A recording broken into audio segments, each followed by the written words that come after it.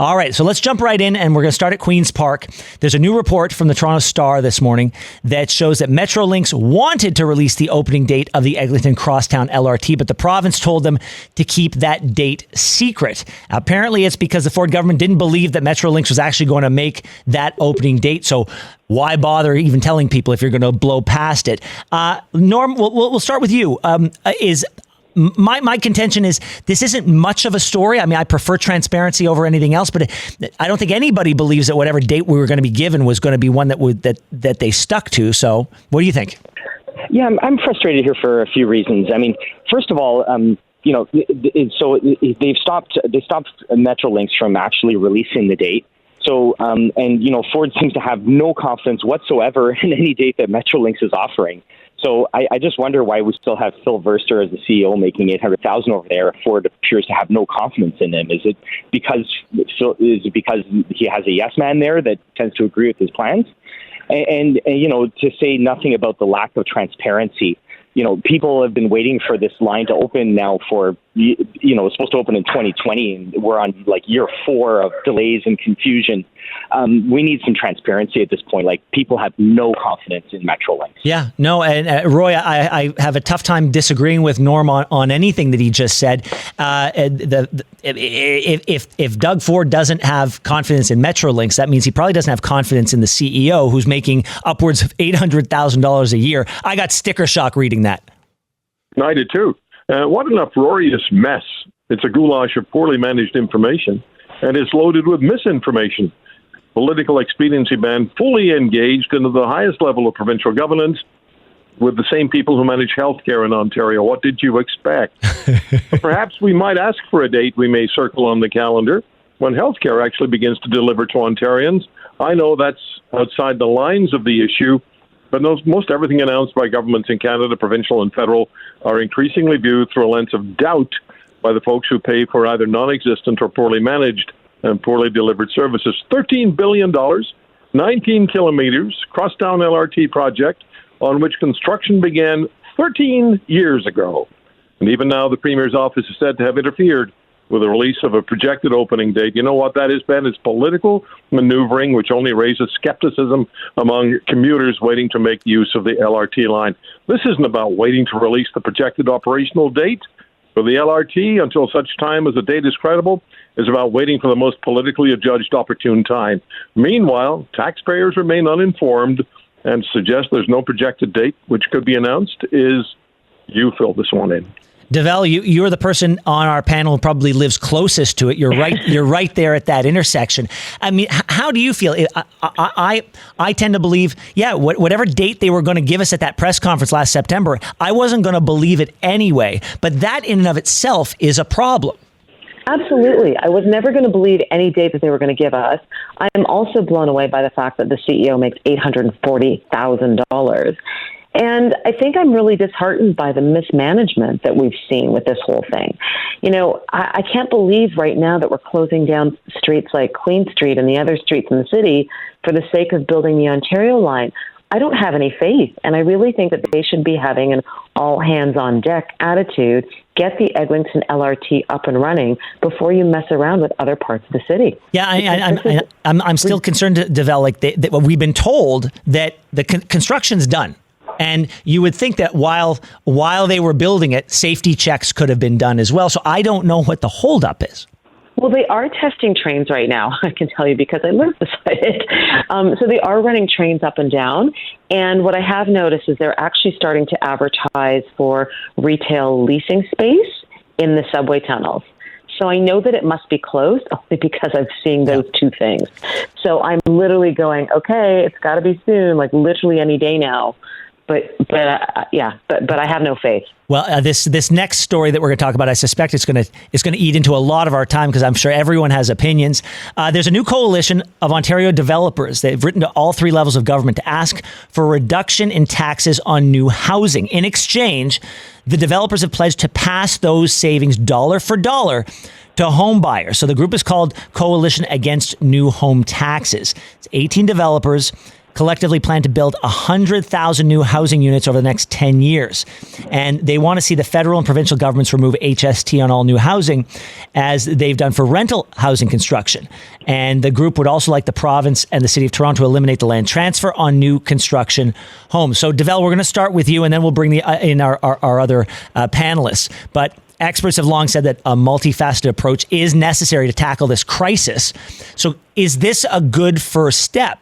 Absolutely, it is. If you look at the fact that a condo that costs $600,000, it could cost $450,000. But approximately $150,000 of that is going towards government taxes. And so this coalition is absolutely correct. Don't you think a $450,000 condo is far more affordable than a $600,000 condo? So all of the development charges this is development charges, park levies, HST, various levels of government, it is really eating into, the lack of buying power that many buyers face in terms of getting condos. So yes, we do need to pay for infrastructure, but why are we making it so that only the people who are buying new homes are forced to pay for that infrastructure? Because meanwhile, outside of, this year, property taxes have not been going up. Yep.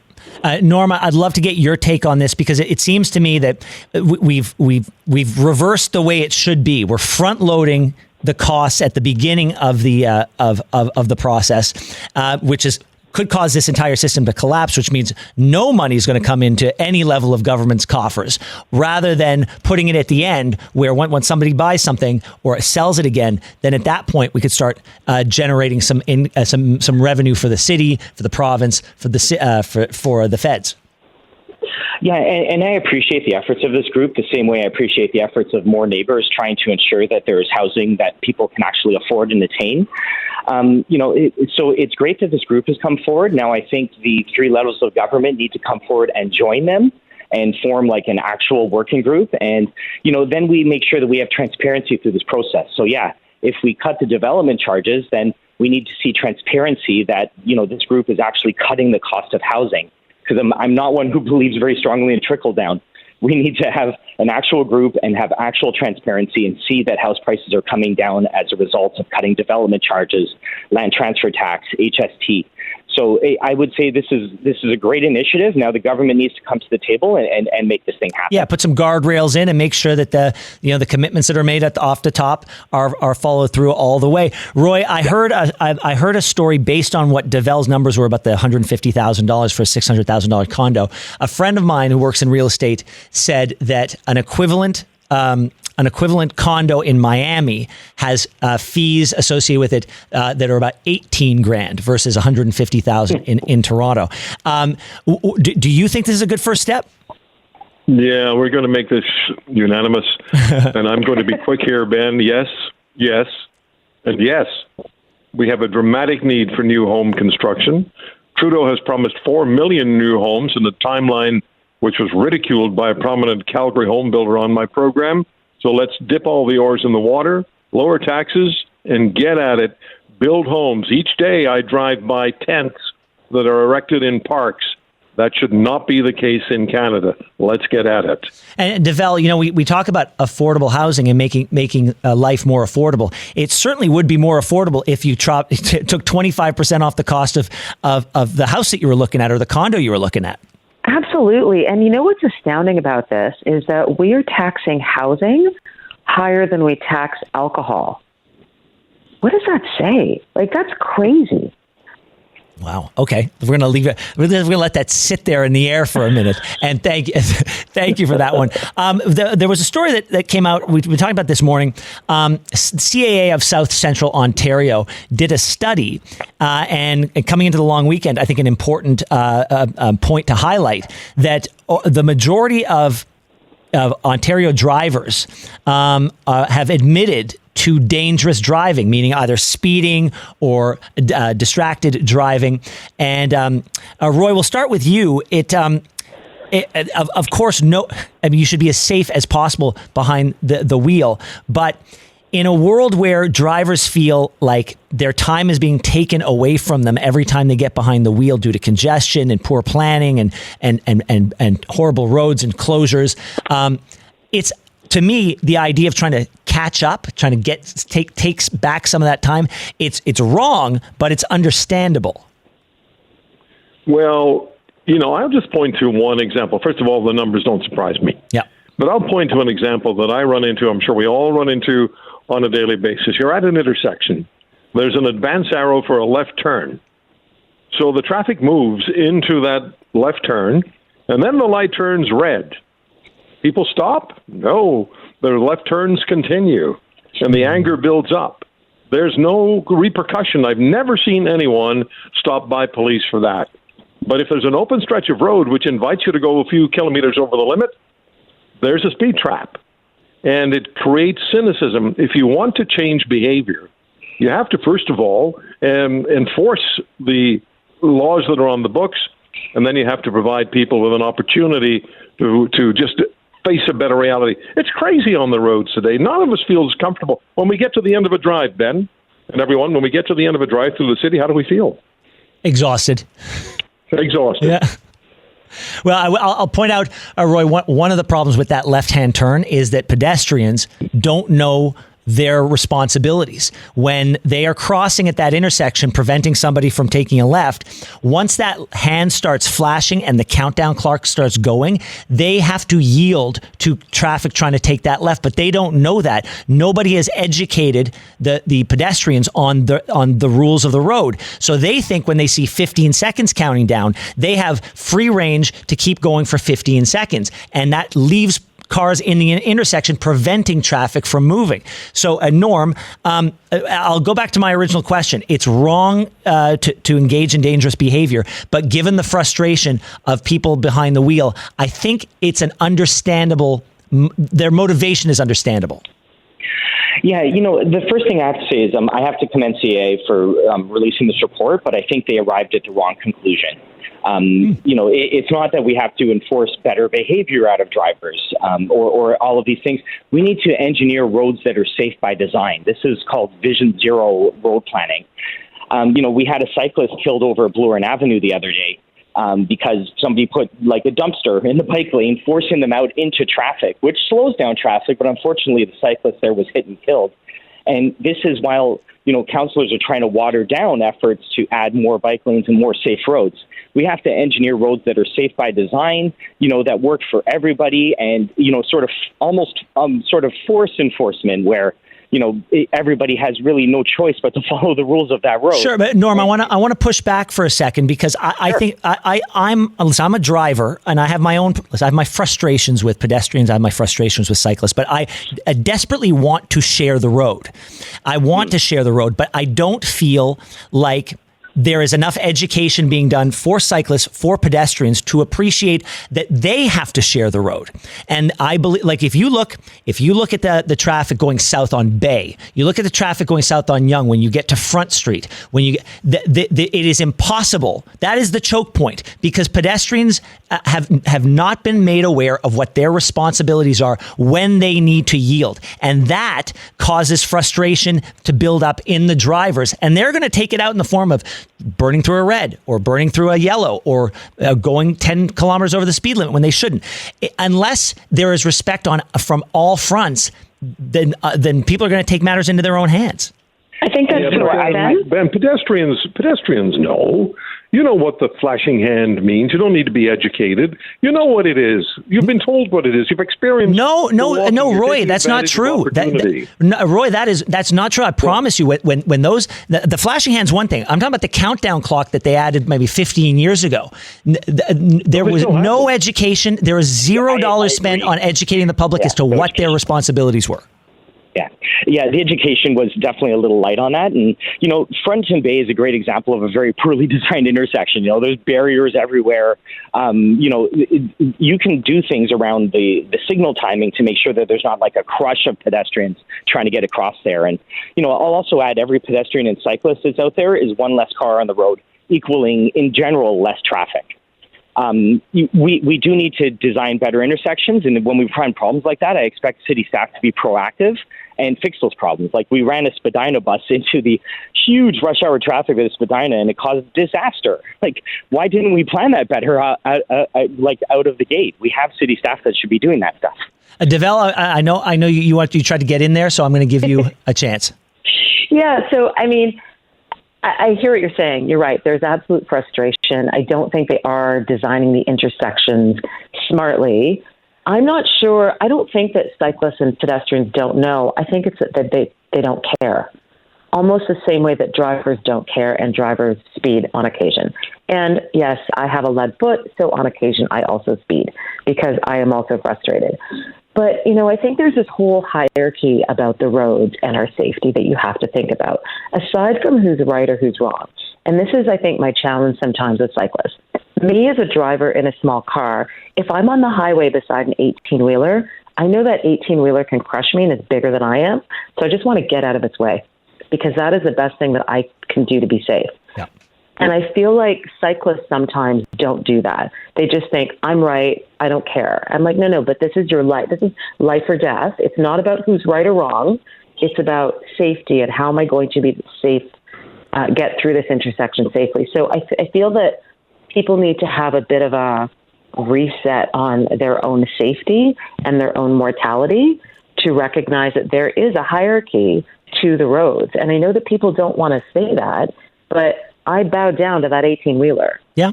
No, and I take my responsibility as a driver very seriously when I know I'm sharing it when there's a bike lane and it's a pedestrian heavy area. I take it very seriously. I know that in a fight between me and those two other characters, I'm coming out on top every time. So I'm very vigilant. But that doesn't mean. I mean, I think it's even worse. Develop if they know but they don't care. Like for example, Norm, I would love accountability in the city. I would like transparency. I would like.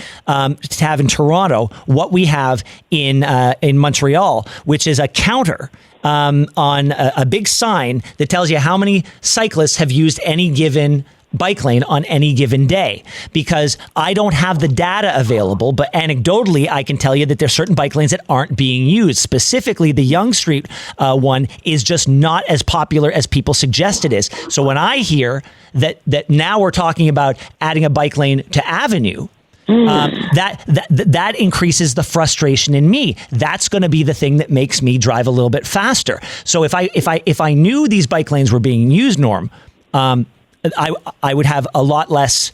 I would feel a lot less abused.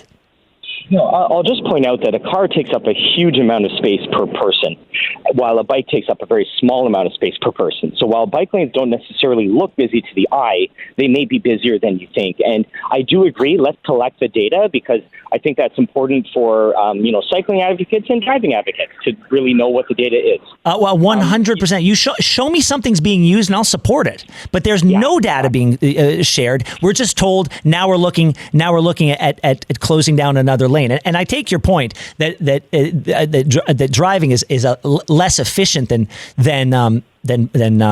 biking, but that doesn't. But the car's not going anywhere, and we're not building more roads. How do you make the case for me, please? How do you persuade pedestrians to listen to what you're saying? They're in a hurry. They're going to go. The only way to really correct this, and it's probably not very welcome, is to enforce the law, enforce bylaws. There are laws in place. There are bylaws in place. Somebody said to me years ago, and I'll apply this very loosely to this conversation, where there's no police car, there's no speed limit. Yeah, I mean, listen, maybe adding a sign below the hand counter saying yield when flashing. Put a cop in the intersection. Yield when you put a cop there for a little bit, teach people in the moment, and put a sign that says right of way for cars when the hand is flashing. When the countdown clock starts. If you're not in the intersection, you don't go into the intersection if there's a car trying to get through. Sure, try that. I would like to try that very, very much. You have no idea, Roy. It's funny, my pet peeve is about the right turns right now. And so what I'm finding sometimes on certain streets, when they've got those white rubber things, I don't know what the proper wording is, but those white rubber things are up to stop drivers from turning right. Okay. And there's nothing in that space drivers could turn right and get out of the way, but they put these white rubber things as sort of guardrails for cyclists, but there's literally nobody in that way, and all you're doing is stopping traffic from making a right turn and getting out of the way out of other cars, which makes me nuts when I'm driving. And I mean, I hear what you're saying about cycling, but I'm not going to cycle. I'm a real estate agent. I need to actually not sweat when I'm going from showing to showing. And so I'm going to be in my car. And I'm not alone. There's a lot of people in the city that need their cars for work and are like their cars. And there's nothing wrong with their cars. And I just think that we don't live in Amsterdam. You know, our city is very different. And so trying to go backwards and turn us into a city like Amsterdam, where literally 80% of the people cycle, is ridiculous. All right, I would just point out that every bike that is on the road can take a car off the road. I retired my car in 2015 when safe bike lanes came into way, so I'm now a car off the road. No, of course. And Norm, listen, I don't think we're going to bridge the divide between the cars and the cyclists on this one. Yeah, for sure. But I don't think anybody doesn't want to share the road. But I want to share the road with people who know what their roles and responsibilities are, because I know what mine are. All right, let's move on. One of the great public debates, isn't it? Yeah, it is, and it's never going to go away. Really great public debates, and you'll always get opinions, and you'll always hear what people believe, and we may even agree to follow the law until we get out into the intersection, and then we forget. All right, we only have a couple of minutes left, and I do want to touch on the study that that's a report out of McGill and U of T that suggests that Canadian news outlets have lost 85% of their engagement, which includes metrics like comments, posts, and shares on social media platforms. And what's more, the researchers conclude that Canadians are now encountering political and current affair content through a more biased and less factual lens than before. This comes after Meta launched its Canadian news ban 1 year ago, which I believe was in response to Bill C-18. Roy, you're the journalist on the panel. What do you make of this? Well, the 85% number is deeply concerning. I'd like to see the study, but I'm not prepared to dismiss what's being reported out of hand. The question becomes, what do we do about it? Yeah. Those of us in journalism, what have we been doing about it? How do we open the doors for news consumers to return in appreciable numbers to current Canadian journalism sources? Ben, I think one need is to rebuild lagging confidence in reporting. I hear from listeners both on air and by email and on X or Twitter that legacy media are compromised because of support funds from Ottawa, that legacy media report with a left-wing bias, can you spell CBC, etc. My listeners and correspondents aren't asking for a massive pendulum swing to the right, just for what they perceive as objective reporting they find of value. One listener not long ago made the point that media photographs of Mr. Trudeau portray the Prime Minister as a thoughtful and engaging politician as he gazes at the horizon, while Pierre Poilievre's photos barely stop short of depicting him picking his nose. It's a hugely serious issue for us in journalism. And another way to fight back is to engage in where we're strongest. An online giants cannot compete with us. And since my medium is radio, I'm saying programming should focus on broadcasters with strong views you won't hear elsewhere and which demand appointment tuning. Just an opinion out of the gate. Norm and Roy and DeVell, I've got to leave it there. Thank you so much. Great conversation today. I hope to do it again with you soon. Thank you. Thanks for having me. Thanks so much. On a night cold enough to freeze your bones, a prospector searching for a legendary cursed gold mine vanishes without a trace. I'm Crew Williams, the host of Dead Man's Curse. This season, we retrace the steps of fortune seekers looking for a mother lode worth billions who never came back. So come join our quest. Search for and follow Dead Man's Curse Volcanic Gold on Apple Podcasts, Spotify, Amazon Music, and wherever you find your favorite podcasts.